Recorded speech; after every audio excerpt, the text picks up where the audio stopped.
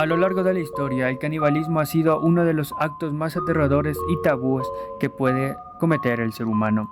Aunque en algunas culturas ancestrales tuvo un trasfondo ritual o de supervivencia, los casos contemporáneos que involucran canibalismo voluntario, criminal y sádico se han convertido en símbolos extremos de la deshumanización, la enfermedad mental y la perversión.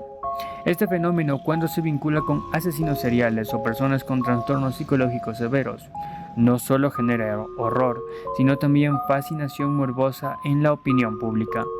Cada uno de estos crímenes ha dejado una profunda marca en la memoria colectiva, provocando debates sobre la salud mental, la justicia, el sensacionalismo mediático y los límites del mal. Por eso el día de hoy te presento el top 5 de los casos más escalofriantes, conocidos y mediáticamente impactantes de canibalismo en el mundo. Estos son protagonizados por individuos cuya brutalidad desafía la comprensión humana, desde aquellos que cazaban a sus víctimas por impulso psicótico hasta quienes planeaban fríamente cada detalle. Número 5. José Dorángel Vargas, El Comegente, Venezuela, 1995 a 1999. El Comegente es uno de los asesinos caníbales más notorios de América Latina. Nacido en 1957 en San Cristóbal, estado Táchira, Venezuela, Vargas era un habitante de calle con historial de trastornos mentales graves y antecedentes penales previos. Fue arrestado por primera vez en 1995 por canibalismo, pero liberado por falta de pruebas y recursos psiquiátricos. 4 años después, fue capturado nuevamente tras el hallazgo de restos humanos en un parque cercano al batallón de ingenieros del ejército en San Cristóbal. Durante la investigación en 1999, se encontraron restos humanos en descomposición, huesos, órganos y carne almacenada en ollas, bolsas plásticas y botellas cortadas en su improvisada choza en el bosque. Vargas confesó de manera tranquila y hasta burlona que mataba hombres jóvenes porque estos tenían más carne y músculo, y no mujeres ni niños porque ellos eran impuros y sabían mal. Aseguró que preparaba la carne en guisos y sancochos y que a veces la combinaba con batatas, yuca o papas. Usaba cuchillos, piedras y herramientas caseras para descuartizar a sus víctimas. Se cree que cazaba principalmente en los alrededores del cuartel militar, aprovechando la soledad de la zona boscosa. Según testigos, también ofrecía la carne en sopas a otros indigentes sin que supieran su origen. Vargas hablaba de voces que le daban órdenes y de una misión espiritual. Su comportamiento ante las cámaras fue escalofriante. Reía, bromeaba y hablaba con naturalidad sobre el canibalismo, refiriéndose a sus actos como si se tratara de algo cotidiano. Él dijo en una entrevista que comerse a la gente es como comerse un pollo, nada más que uno tiene que lavarlos bien primero. La sociedad venezolana quedó conmocionada no solo por los asesinatos, sino también por la facilidad con que Vargas había escapado del radar de la policía y del sistema de salud mental durante años.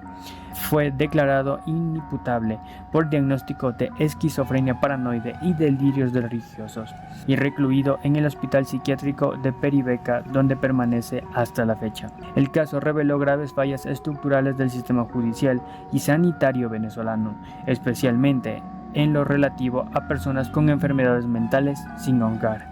Vargas había estado previo a sus crímenes en instituciones de salud mental, pero fue liberado por falta de espacio y seguimiento. Número 4. Andrei Chikatilo, el carnicero de Rostov, Unión Soviética, 1978 a 1990.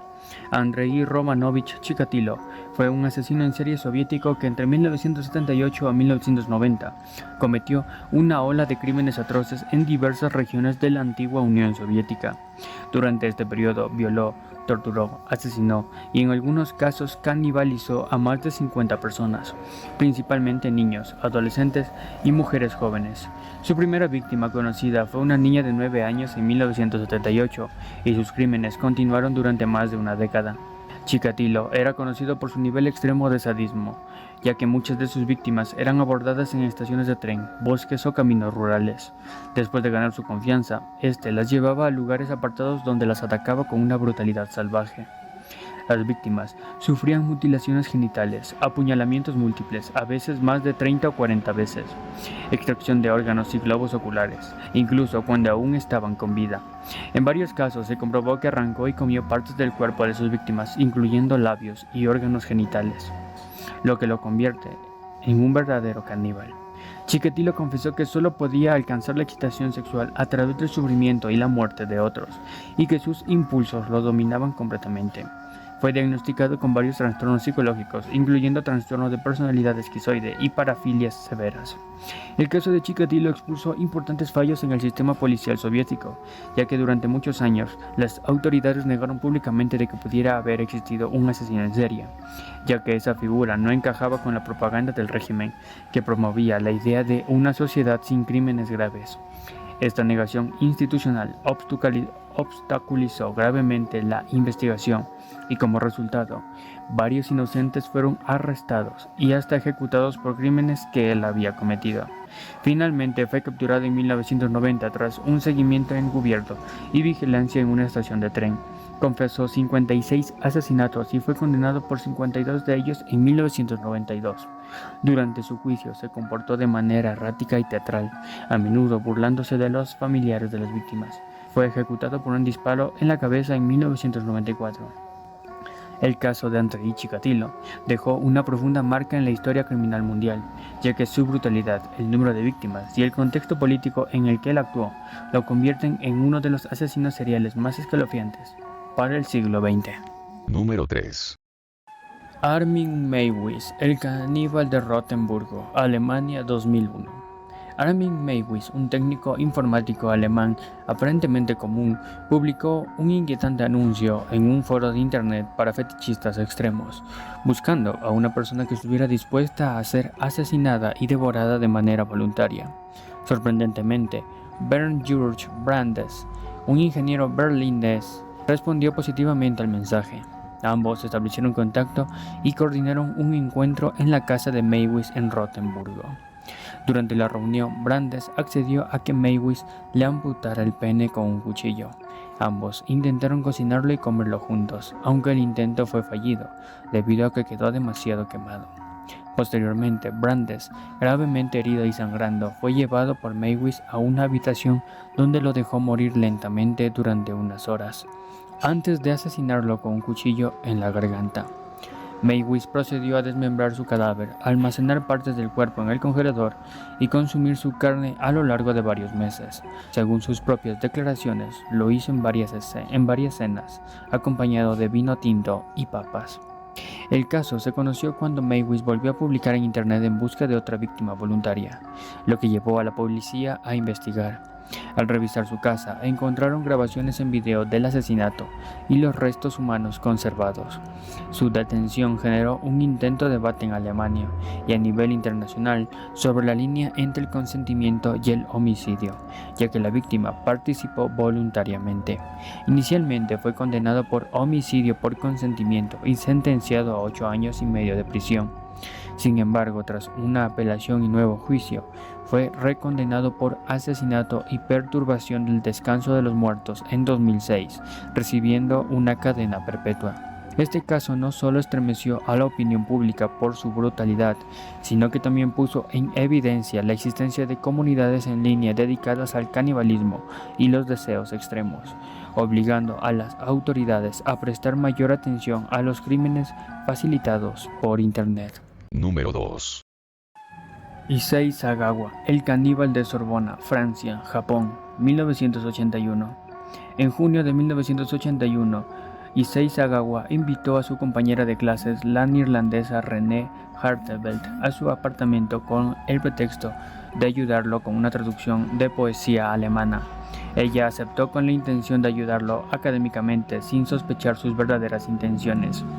Mientras René estaba sentada leyendo en voz alta, Sagawa le disparó en la nuca con un rifle, matándola casi instantáneamente.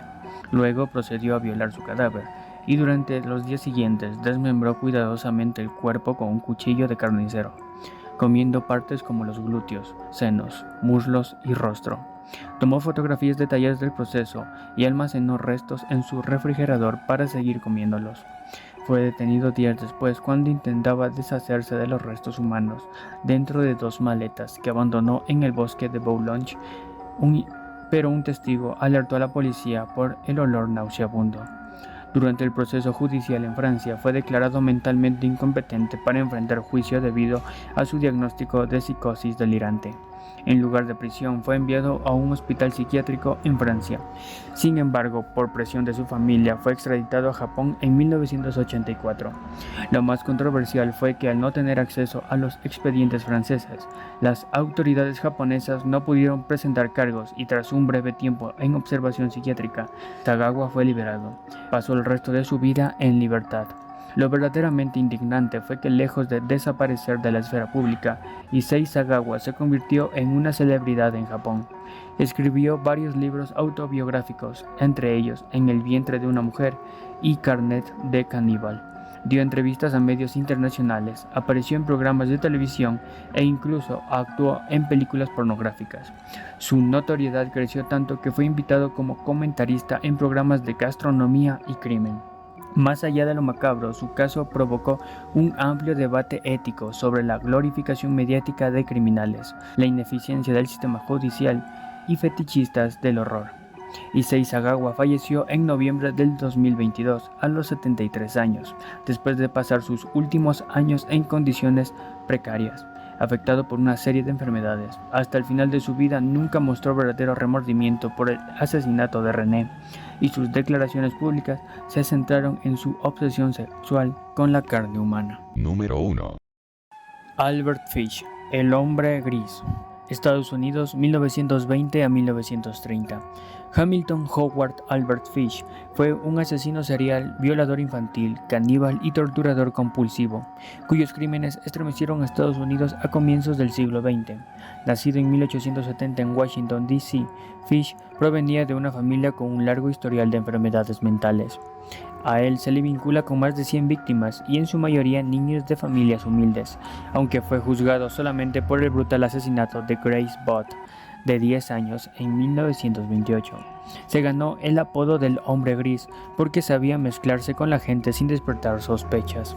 En mayo de 1928, Fish se presentó en casa de la familia Booth, fingiendo ser un empresario en busca de trabajadores. Luego de ganar la confianza de los padres, convenció a la madre de Grace de dejar que la niña lo acompañara a una fiesta de cumpleaños. Este la llevó a una casa vacía en las afueras de Nueva York, donde la estranguló, la descuartizó y cocinó partes de su cuerpo, especialmente los glúteos. Semanas después envió por correo una carta espeluznante a la madre, detallando el proceso. Cociné su pequeño trasero en el horno, pero me llevó 9 días comérmelo todo. Fish confesó haber sentido una excitación sexual incontrolable al infligir dolor y que creía que su misión divina era torturar a los niños para salvarlos del pecado. Entre sus parafilias se encontraba el autosadismo extremo, la coprofagia, la urofagia y la pederastia compulsiva.